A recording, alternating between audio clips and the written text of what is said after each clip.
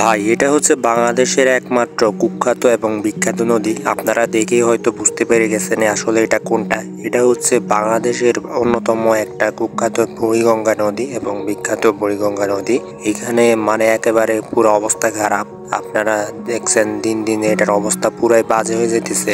আমি এখন আছি লঞ্চে করে এখন চলে আসবো চাঁদপুরে, যার জন্য আমি লঞ্চে উঠছি। তো লঞ্চে এই জায়গায় এত দুর্গন্ধ রে ভাই, আপনার শ্বাস নিতে অনেক কষ্ট হবে। এই নদীতে আসলে মানুষ আরো একটা প্রশান্তির শ্বাস নিতে পারে, অথচ এখানে আসলে প্রশান্তির শ্বাস একবারে পুরো অশান্তি হয়ে যাবে।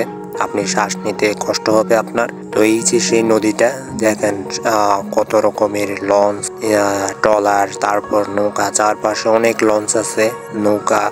আজকের আবহাওয়াটাও সুন্দর, মেঘলা মেঘলা একটু। তো সকাল সকাল আমি রওনা দিছি চাঁদপুরের উদ্দেশ্যে। দেখেন অনেকগুলো লঞ্চ এখনো যাত্রী তুলতেছে, আমাদেরটা ছেড়ে দিছে মাত্র।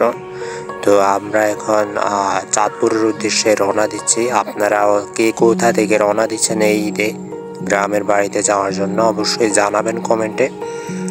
আর এই বিখ্যাত নদীর মধ্যে মাছ আসলে আছে কিনা আপনারা তো জানেন, এখানে শুধু সাকার ফিশ পাওয়া যায়।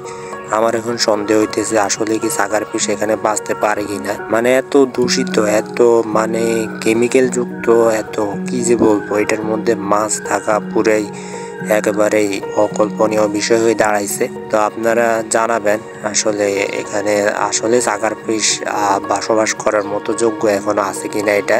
আর এইদিকে হচ্ছে আমি এখন আছি নদীর মাঝখানে। এটা হচ্ছে এখন আমি মেঘনা নদীতে এই জায়গাটা, এটা মেঘনা নদীর অংশ। এটা আজকের আবহাওয়া খুবই ভালো, বাতাস অনেক, চারপাশে আবহাওয়া মেঘলা, নদীতে প্রচন্ড ঢেউও আছে। তো সব মিলিয়ে আজকের দিনটা পুরো দারুণ।